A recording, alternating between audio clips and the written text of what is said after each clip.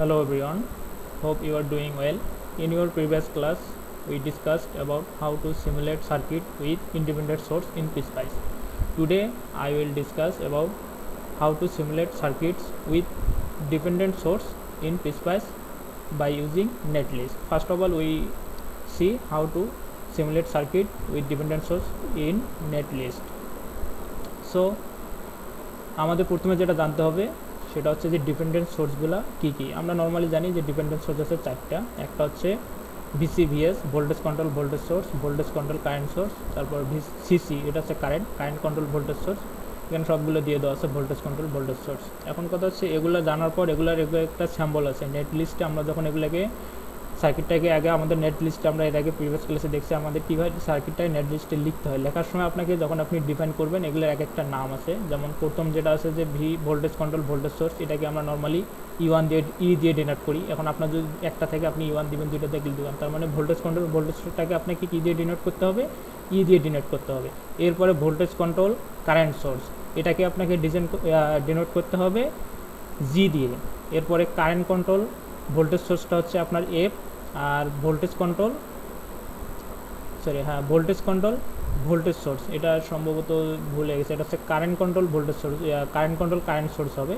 এটাকে আপনাকে এইচ দিয়ে ডিনোট করতে হবে। এগুলো এখানে নর্মালি দিয়ে দেওয়া আছে, আপনারা একবার দেখে নিলে বুঝতে পারবেন ভোল্টেজ কন্ট্রোল ভোল্টেজ। এখন আমরা একবার একটা এক্সাম্পলে যাই, যে এক্সাম্পলটা আমরা আসলে আলটিমেটলি আজকে ডিজাইন করে দেখবো। যেখানে একটা সাপোজ এই এক্সাম্পলটা আমরা আজকে নেট লিস্টে করে দেখবো। এই এক্সাম্পলটা দেখেন, আপনাদের এখানে একটা কি আছে? ডিপেন্ডেন্ট সোর্স আছে। এই সোর্সটা কিন্তু ইন্ডিপেন্ডেন্ট না। দেখেন এখানে এটা কী টাইপের ভোল্টেজ সোর্স? এটা হচ্ছে ভোল্টেজ কন্ট্রোল। এখানে আপনাদের ভোল্টেজ কীভাবে বুঝবেন? একটা আসলে সোর্স দেখে, ডিপেন্ডেন্ট সোর্স দেখে বোঝার উপায়টা কি, যে আসলে এটা ভোল্টেজ কন্ট্রোল ভোল্টেজ সোর্স না ভোল্টেজ কন্ট্রোল কারেন্ট সোর্স? এটা দেখার একটাই উপায় হচ্ছে, সেটা হচ্ছে আপনাকে আসলে আলটিমেটলি এই ভ্যালুগুলোর দিকেও একটু দেখতে হবে। দেখেন এখানে আলটিমেটলি একটা সিম্বল দিয়ে দেওয়া আছে প্লাস মাইনাস, তার মানে এখানে বোঝা যাচ্ছে এটা একটা ভোল্টেজ সোর্স। যেহেতু আমাদের পজিটিভ আর নেগেটিভ আছে, তার মানে এটা হচ্ছে কি একটা ভোল্টেজ সোর্স। এখন কথা হচ্ছে এর গেইনটার দিকে আমাদের খেয়াল করতে হবে, যে আসলে গেইনটা কী আছে। আপনি আলটিমেটলি জানেন না এটা ভোল্টেজ কন্ট্রোল ভোল্টেজ সোর্স না ভোল্টেজ কন্ট্রোল কারেন্ট সোর্স, আপনি আসলে এটা জানেন না। এটার জন্য আপনাকে কী করতে হবে? ফার্স্টে দেখতে হবে এটার পোলারিটিগুলো কী দেওয়া আছে। যদি আপনাকে এখানে ভোল্টেজের পোলারিটি দেওয়া থাকে, পজিটিভ নেগেটিভ দেওয়া থাকে, তার মানে বুঝতে হবে এটা একটা ভোল্টেজ সোর্স।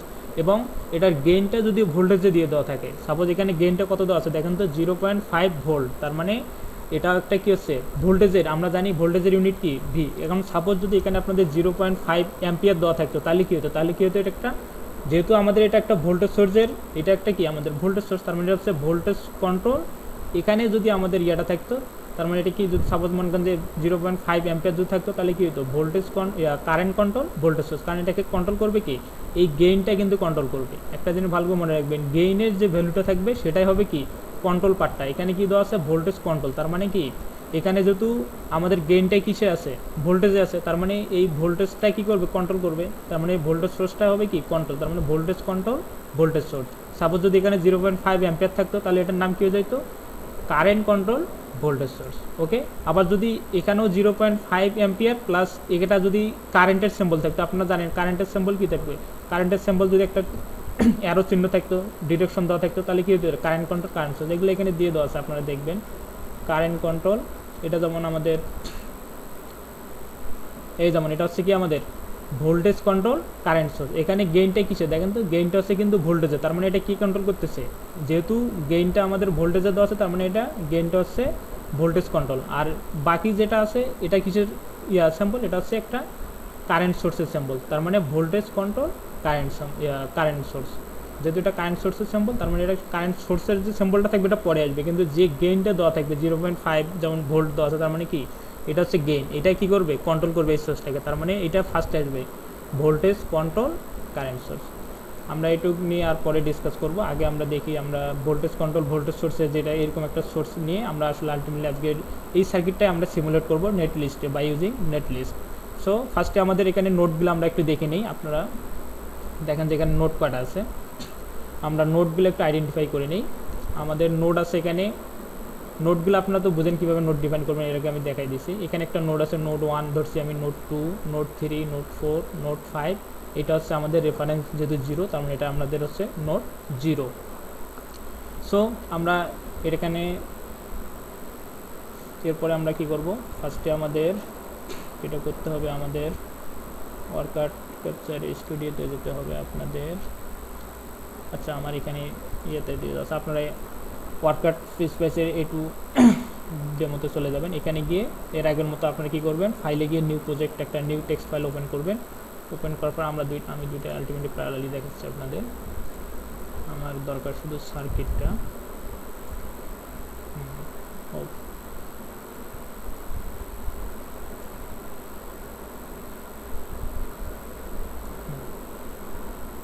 আমি এখানে দেখাচ্ছি, আপনারা একটু দেখে নিন।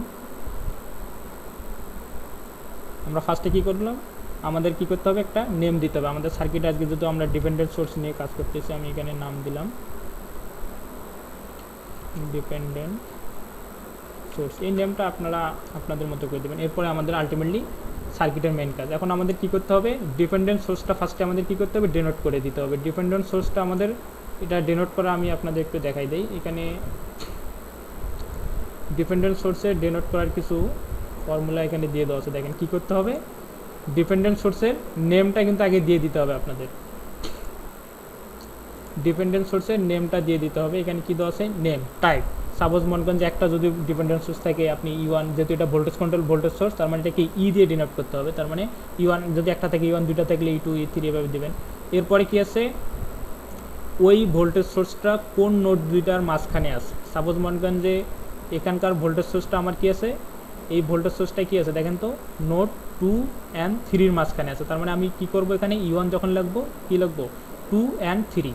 এরপরে আপনার কি আছে, ওই ভোল্টেজ সোর্সটা যে ভোল্টেজটার উপর ডিপেন্ডেন্ট, ওই ভোল্টেজ সোর্সটা আবার কোন নোডটার মাঝে, এখানে কি আছে দেখেন তো 0.5 VAB। তার মানে এই VABটা আবার কোন নোডের মাঝে আছে, 5 and 0 মাঝখানে। তার মানে ফার্স্টে কী করতে হবে, আমি একসাথে আপনাদের বোঝার সাথে দিয়ে দিচ্ছি। সাপোজ আমাদের এটার নাম আমি কি দিলাম, E1।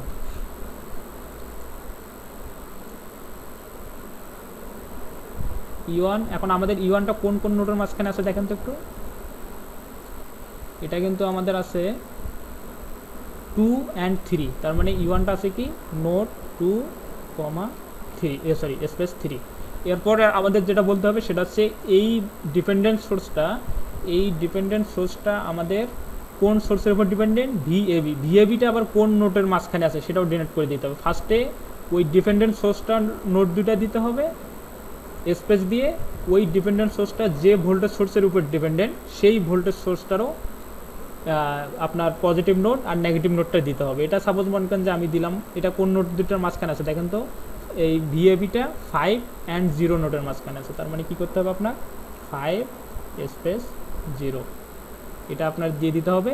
দেওয়ার পর আপনাকে কী করতে হবে, এটার গেইনটা দিয়ে দিতে হবে। গেইনটা মানে হচ্ছে ভ্যালুটা কত, দেখেন তো এখানে কত দেওয়া আছে, 0.5।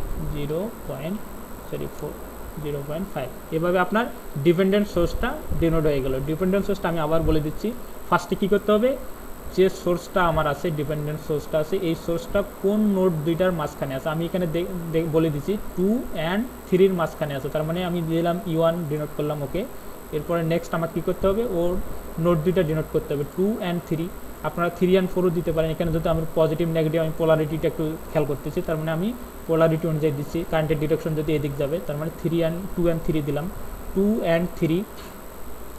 এরপরে যেটা জিনিস আমি দেখবো সেটা হচ্ছে ওই সোর্সটা যে ভোল্টেজ সোর্সের উপর ডিপেন্ডেন্ট, সেই ভোল্টেজ সোর্সটা আবার কোন নোড দুইটার মাঝখানে আছে সেটাও আমাকে দিয়ে দিতে হবে। এখানে আছে আমি দেখছি VABটা কোন নোডের মাঝখানে আছে, 5 and 0। তার মানে আমি দিয়ে দিলাম 5 and 0। এরপরে ওটার গেইনটা দিতে হবে। গেইন মানে হচ্ছে ওই ডিপেন্ডেন্ট সোর্সটার ভ্যালুটা কত, 0.5 VAB। তার মানে এটার গেইনটা হচ্ছে 0.5। এরপরে আমরা এর আগে আমরা রেজিস্ট্যান্সগুলো, আরেকটা আমাদের ইন্ডিপেন্ডেন্ট সোর্স এখানে একটা আছে V1টা আমরা ডিনোট করি। এর আগে আমরা যেভাবে ডিনোট করছি এটা নিয়ে আমি ডিটেলস বলতেছি না। 1 and 0 মাঝখানে আছে, 1 স্পেস 0। এটার টাইপটাও দিতে হবে, এটার DC। এটার ভ্যালু কত, 10 ভোল্ট। এরপরে আমার যাইতে হবে রেজিস্টরগুলো আমি এক এক করে বসাই দিচ্ছি। R1 আমি ধরলাম, এটা প্রথমটা আমি ধরলাম R1 আছে 1 and 2 এই নোটের মাঝখানে, এটার ভ্যালু ধরলাম আমি, দেওয়া আছে 8। এরপরে আছে R2 আমি ধরলাম, সাপোজ মনে করেন যে আমি এই রেজিস্ট্যান্সটা R2 ধরলাম, যেটা 16 ভোল্টের। এটা আছে 2 and 5 নোটের মাঝখানে আছে, 2 and 5 এই নোটের মাঝখানে আছে 2 স্পেস 5, এটার ভ্যালু কত দেওয়া আছে 16। এরপরে আমি R3 আমি এটাই ধরি, R3 কত দেওয়া আছে আমি এটা ধরলাম, এটা 5 আর 0 মাঝখানে আছে, এটার ভ্যালু কত 4।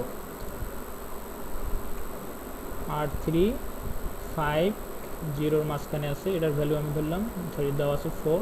এরপরে আমি R4 ধরবো, এই 20 ওহমের যে রেজিস্ট্যান্স আছে এটা কত নোটের মাঝখানে আছে 3 অ্যান্ড 4 এর মাঝখানে আছে 3 4, এটার ভ্যালু কত দেওয়া আছে 20।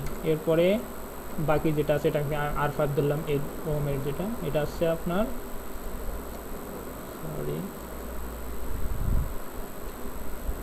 এটা আছে 4 অ্যান্ড 0 মাঝখানে 4 0, এটার ভ্যালু কত 8। এই আমাদের নেট লিস্টে আমাদের সার্কিটটা মোটামুটি ডিজাইন হয়ে গেছে। এখন আমাদের ডিসি স্টেটমেন্ট যেটা ছিল আমাদের control statement, dot DC statement আমরা ইউজ করব। সেটা হচ্ছে আমরা এখানে V1টাকে আমরা কন্ট্রোল করব। V1টা আমরা সাপোজ 10 ভোল্ট দেওয়া আছে, 10 ভোল্ট থেকে 10 ভোল্টের মধ্যেই থাকবে রেঞ্জটা, এবং এটা ইনক্রিমেন্ট তাহলে কত হচ্ছে 1, তার মানে আমাদের কন্ট্রোল স্টেটমেন্টটা দিয়ে দিতে হবে। এরপরে আমরা আউটপুট স্টেটমেন্টে যাব। আমরা ফার্স্টে যেটা করলাম নেম দিলাম, এরপরে আমাদের এলিমেন্ট স্টেটমেন্ট হয়ে গেছে, এটা আমাদের কন্ট্রোল স্টেটমেন্ট হয়ে গেল। এখন আমাদের আউটপুট স্টেটমেন্টটা আপনারা জানেন প্রিন্ট ডট ডিসি দিয়ে ইউজ করতে হয়, প্রিন্ট ডট ডিসি। এখন আমরা কি দেখতে চাই আউটপুটে, এটা হচ্ছে মূল কথা। আমরা যেটা দেখতে চাই সেটা এখানে দেবো। সাপোজ আমি এই ভোল্টেজটাই দেখবো, যেটা ভিএভি এখানে বলা হয়েছে, এই ভোল্টেজটা আমি দেখতে চাই, তাহলে আমাকে কী করতে হবে, ডট প্রিন্ট ডিসি ভি লিখতে হবে, ব্র্যাকেটে ওই ভোল্টেজের নোট দুইটা দিয়ে দিতে হবে। 5 অ্যান্ড 0 মাঝখানে যে ভোল্টেজ সেটাই তো আলটিমেটলি ভিএভি, তার মানে আমি দিয়ে দিলাম 5, 0, তার মানে আমি এই ভিএভিটা দেখতে পাবো। এরপর আমি আরও যদি কোনো ভোল্টেজ নোট ভোল্টেজগুলো দেখতে চাই, আমি নোট ভোল্টেজগুলোও দিতে পারি। সাপোজ মনে করেন যে আমি নোট 1-এর ভোল্টেজ দেখবো, স্পেস নোট 2-র ভোল্টেজ দেখবো। এগুলো আপনারা এর আগে দেখছেন কীভাবে এগুলো ডিজাইন করতে হয়। এরপরে নোট 3টাও আপনারা দেখতে পারেন, নোট 3-র ভোল্টেজ দেখতে, এইভাবে নোট 4 এটাও দেখতে পারেন।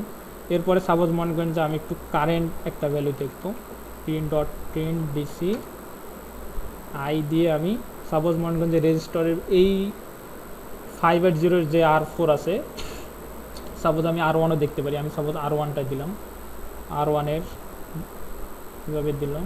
তারপরে R2-র কারেন্টটা দেখবো আমি আই, এভাবে আপনারা আরও বাকিগুলো দিতে পারেন, আমি আর বাকিগুলো দিলাম না, এভাবে আপনারা যেটা চান দিতে পারেন। এভাবে আপনি যদি R4 বা R3 এগুলোর মানে কারেন্ট দেখতে চান, ভোল্টেজ দেখতে চান, ভোল্টেজটা আলটিমেটলি নোট ভোল্টেজগুলো এভাবে ডিনোট করতে হবে, V1 V2 V3। আর যদি আপনি কোনো একটা স্পেসিফিক রেজিস্টরে একটু ভোল্টেজ দেখতে চান, তাহলে ওই রেজিস্টরটা যে নোট দুইটার মাঝখানে আছে ভিএ দিয়ে সেই নোট দুইটা এখানে ডিনোট করে দিতে হবে। এবার আমরা এর আগে দেখছি, আমি এটা নিয়ে আর ডিটেলস বলতেছি না। এরপরে আপনাকে প্রোগ্রামটা ইন করে দিতে হবে, ডট ইন দিয়ে ইন করে দিতে হবে। এবার আরেকবার চেক করি আমরা, দেখি কোনো ভুল হয়েছে কিনা, না মোটামুটি আমাদের ঠিক আছে। এখন আমাদের এটা কী করতে হবে, প্রোগ্রামটা আমাদের সেভ করতে হবে। সেভ করার জন্য আমাদের কি করতে হবে, আপনারা একটু ভালো করে দেখেন, এখানে দেখবেন সেভ একটা অপশান আছে, দেখেন এখানে একটা আপনাদের সেভ অপশান আছে, সেভ অপশানে ক্লিক করবেন, এই যেখানে ফাইল নেমটা আসবে। আপনারা সাপোজ মনে করেন যে আমি দিয়ে দিলাম ডিপেন্ডেন্ট, আর বেশি দিতেছি না, .cir দিতে হবে, এটা তো আপনারা জানেন। এই নামটা যখন আপনারা দিবেন তখন এটা কি করবেন, নেমটা কপি করে রাখবেন, কারণ এটা যখন আমরা ওপেন করবো তখন কিন্তু লাগবে। ওকে, এটা আমরা দেওয়ার পর এখন আমাদের ফাইলটা কী করতে হবে, ওপেন করতে হবে। ওপেন করার জন্য আপনাদের এখানে একটা ওপেন অপশন আছে, দেখেন এই যে ওপেন, এখানে গিয়ে আবার ওই ফাইল নামটা দিতে হবে। এখানে কপি পেস্ট আমি করছি, এখানে পেস্ট করলাম, ওপেন করবো। ওপেন করে এখন দেখেন এখানে রানের অপশানটা চলে আসে, আমি প্রোগ্রামটা রান করলাম। এখন রান করার পর দেখেন আমার সার্কিটটা কি সিমুলেশন রানিং, তার মানে আমার সার্কিটটা কি দেখেন সিমুলেশন কমপ্লিট, তার মানে আমার কোনো কোথাও ভুল হয়নি। যদি এখানে কোনো জায়গায় ইরোর আসতো তাহলে এখানে কিন্তু ইরোর দেখাইতো। যখনই আপনি দেখবেন যে আপনার সিমুলেশন কমপ্লিট এই ওয়ার্ডটা বেরোচ্ছে, তার মানে হচ্ছে আপনার সার্কিটে কোনো ভুল নাই। এখন কথা হচ্ছে আমরা আউটপুটগুলো কীভাবে দেখবো, এটার জন্য আপনাকে কী করতে হবে, ভিউতে যাইতে হবে, আগের মতোই ভিউতে গিয়ে আউটপুট ফাইলে যাইতে হবে। এখানে দেখেন এই যে আমি V1টা এখানে দেওয়া আছে, এখানে আমি এর আগেও বলে দিচ্ছি ই মানে হচ্ছে 10 টু দি পাওয়ার এত, তার মানে আমাদের ভোল্টেজ 5 এবং 0-এর মাঝখানে ভোল্টেজ হচ্ছে 1.20, V1 মানে নোট 1-এর ভোল্টেজ হচ্ছে 10, V2-র ভোল্টেজ হচ্ছে 6.03 এবং V3-র ভোল্টেজ হচ্ছে 5.40। এইভাবে সবগুলো এখানে চলে আসছে, কারেন্টটাও চলে আসছে, দেখেন কারেন্টটা মানে নিচেরটাই আছে, এই দেখেন নিচের দিয়ে দেওয়া আছে। R1-এর ভিতর দিয়ে যে কারেন্টটা সেটা এখানে দেওয়া আছে 4.91 × 10⁻01। এরপরে আপনার আছে 3.017 ইন্টু 10^01, এভাবে আপনারা কারেন্ট ভোল্টেজ দুটাই দেখতে পাবেন। আলটিমেটলি এটা ছিল আমাদের নেট লিস্টের সাহায্যে ডিপেন্ডেন্ট সোর্সগুলোকে আমরা কীভাবে সিমুলেট করব সেটার একটা টিউটোরিয়াল। আলটিমেটলি আপনারা সবাই বুঝে গেছেন। আর যদি কারো কোনো সমস্যা থাকে তাহলে আপনারা আমাকে বলতে পারেন, আমার সাথে কন্ট্যাক্ট করবেন যদি কোনো জায়গায় না বুঝেন। টিল দেন সবাই ভালো থাকবেন, সুস্থ থাকবেন, আর বাসায় থাকবেন, সেফ থাকবেন। ধন্যবাদ।